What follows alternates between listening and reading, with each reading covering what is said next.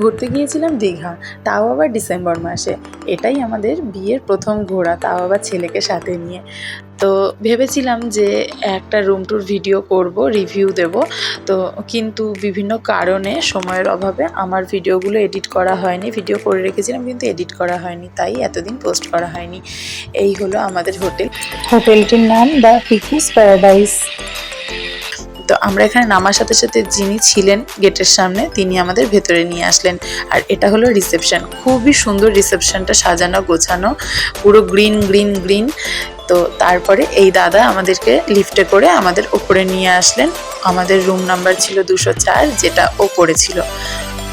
আমাদেরকে ওপরে নিয়ে এসে এই দাদারও ব্যবহার ভীষণ ভালো। এখানকার প্রত্যেকটা মানুষের ব্যবহার ভীষণ ভীষণ ভীষণ ভালো। এমনকি যে দাদা রিসেপশনে ছিলেন তিনিও ভীষণ ভালো।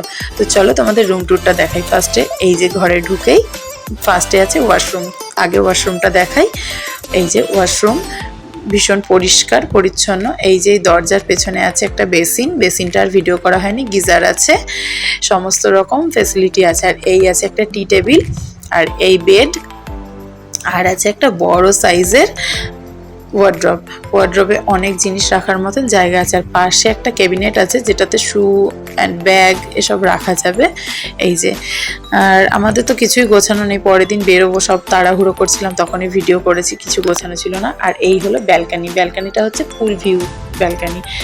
একটা বড় সুইমিং পুল আছে, ওই যে দেখা যাচ্ছে একটা বসার জায়গা, ওখানে কিন্তু বেশ কয়েকজন মিলে বসে অনেকটা টাইম স্পেন্ড করা যাবে। আর এই যে জায়গাটা, এটা হচ্ছে ছোটদের স্নানের জন্য।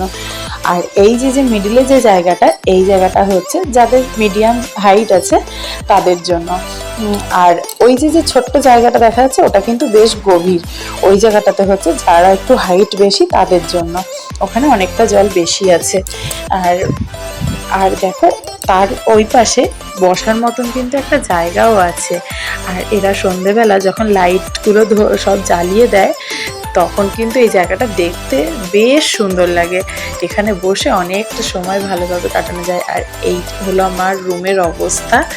দেখো, আমার ছেলে ঘুমোচ্ছিল তখন যখন আমি ভিডিওটা করছিলাম। আর একটা বড় সাইজের টিভিও ছিল এই রুমে। আর এই হলো ড্রেসিং টেবিল। আর পুরো রুমটা তোমাদেরকে কিন্তু ঘুরিয়ে দেখালাম, কেমন সুন্দর সাজানো গোছানো, লাইট আর এসি, ফ্যান, সমস্ত কিছু ব্যবস্থা কিন্তু এর আছে। বেডের পাশে একটা টেলিফোন, যেটা থেকে আমরা রিসেপশনে যোগাযোগ করতে পারবো।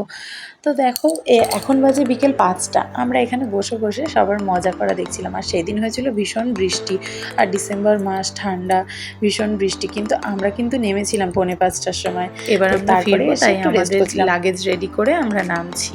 ও, একটা কথা তো বলাই হয়নি, এদের কিন্তু নিজস্ব রেস্টুরেন্ট আছে।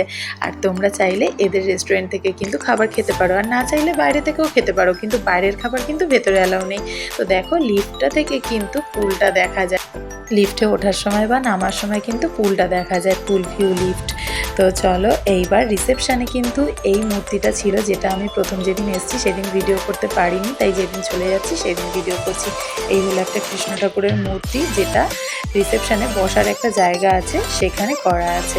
কত সুন্দর লাগছে না? আমি কিন্তু পুরো ভিডিও দিয়ে দিয়েছি। তোমাদের যদি ভিডিওটা ভালো লাগে বা হোটেলটা ভালো লাগে, তাহলে তোমরা যখন দীঘায় আসবে একবার এই হোটেলে এসে দেখো, ভীষণ ভালো। আমার এই ছোট্ট রিভিউ ভিডিওটা যদি তোমাদের ভালো লেগে থাকে বা তোমাদের কোনো হেল্পফুল হয়, তাহলে ভিডিওটা একটা লাইক কমেন্ট করে দিও, আর একটা শেয়ার করে দিও, আর আমার চ্যানেলটা সাবস্ক্রাইব করে দিও। আর এটা হচ্ছে ওনাদের রেস্টুরেন্টের মেনু এবং প্রাইস। এই হোটেলটা সি বিচ থেকে মাত্র 5 থেকে 7 মিনিট হাঁটা পথ। চলো, দেখা হবে অন্য ভিডিওতে। টাটা।